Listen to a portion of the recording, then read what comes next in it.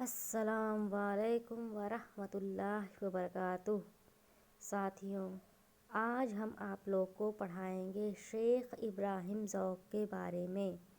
ان کا اصل نام کیا تھا، یہ کیا تخلص کیا کرتے تھے، ان کی سال ولادت یعنی ان کی پیدائش کب ہوئی، مقام یعنی کس جگہ پر ہوئی، سال وفات ان کا انتقال کس سن میں ہوا، مقام وفات یعنی کس جگہ پر ان کا انتقال ہوا، ان کے استاد کون کون تھے۔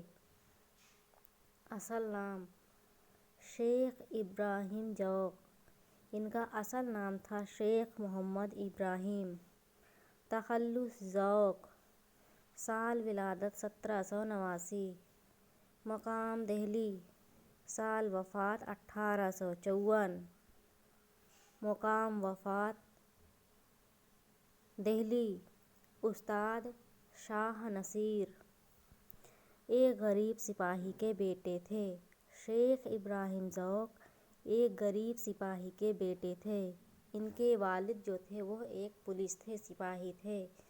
تعلیم تو زیادہ نہ ہو سکی، یعنی ان کی شکشا دیکشا ان کی تعلیم زیادہ نہ ہو سکی، زیادہ پڑھے لکھے نہیں تھے، لیکن اپنی ذہانت اور محنت کے ذریعے بہت لیاقت پیدا کر دی۔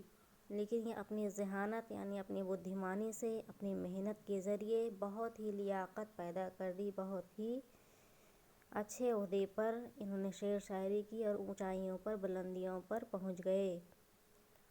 19 برس کی عمر میں شاہی قلعے سے ان کا تعلق قائم ہو گیا۔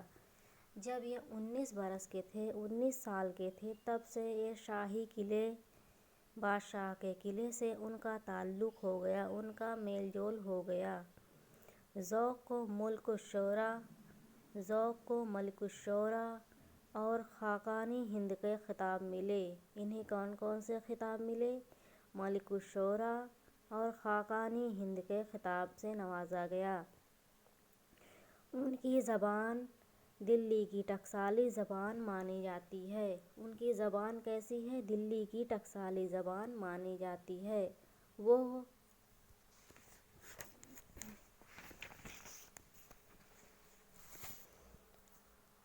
آخری بادشاہ بہادر شاہ ظفر کے استاد تھے۔ وہ کون تھے؟ آخری بادشاہ بہادر شاہ ظفر کے استاد تھے۔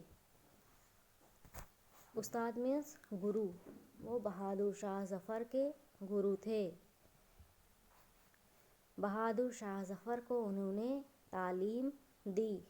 وہ غزل اور قصیدہ دونوں میں کمال رکھتے تھے۔ کیا کیا لکھا انہوں نے؟ غزل اور قصیدے لکھے۔ آج کے لیے بس اتنا ہی۔ آپ لوگ ہمارے ویڈیو کو زیادہ سے زیادہ لوگوں تک شیئر کریں، ہمارے چینل کو سبسکرائب کریں۔ Thank you.